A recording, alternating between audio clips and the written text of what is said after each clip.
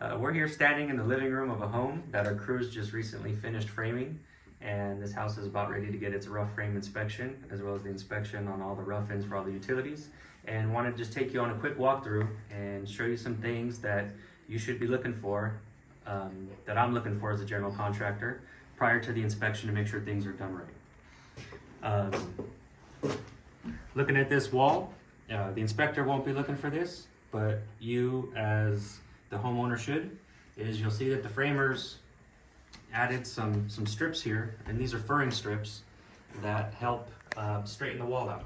All the lumber that we get today is new growth lumber, and it comes crooked, and as it dries out on the job site, turns on you even more, and you're gonna wanna make sure that your framers go through with the straight edge wall by wall and straighten out the walls as much as possible. So you'll see here on this particular wall that where there was some indents, the framers used furring strips to fur them out. And if there's a little bit of a bow, you can see here that the framers took a planer to this wood here, because you can see the line where they stopped, to help plane out any bows in the lumber and make the wall as straight as possible in preparation for drywall.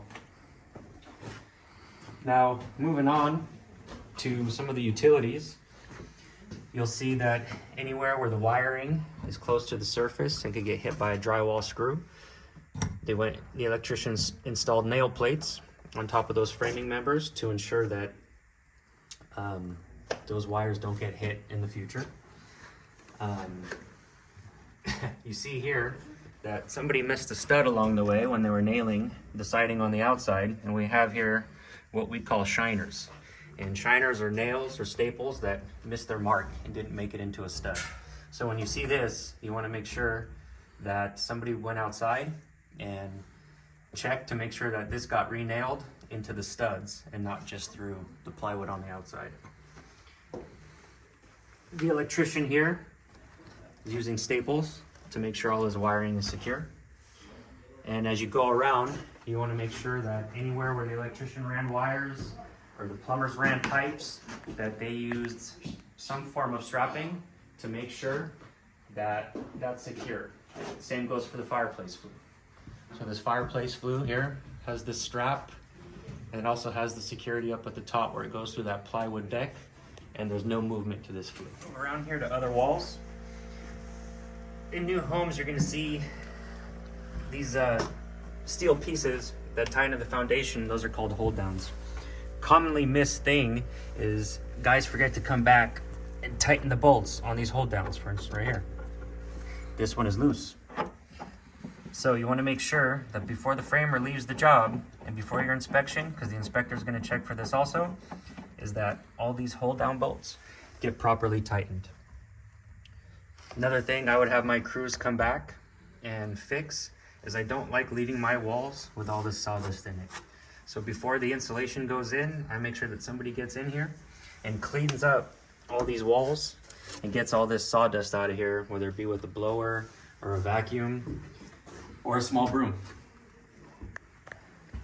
As we move around, we see that the electrician has still done a good job of nail plating anywhere where his wires are close to the surface.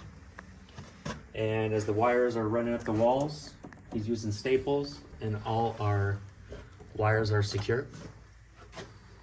Same with the plumbing. We've got here a big cast iron line coming down from the second story, and the plumbers use plenty of straps and hardware to make sure that this pipe is not going anywhere. As we move into the entry of this house, you'll see that we have a door pan down here in preparation for the front door to go in.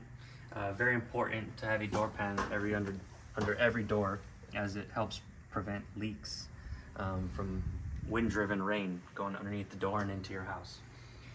Good practice is we tend to put a sheet of plywood like this, so that as you have construction traffic going in and out of the house before you have your door in, guys aren't stepping all over this back lip of the door pan and taking it out of shape. And this kind of just helps maintain the shape of the door pan and keeps it from getting busted up while you're building.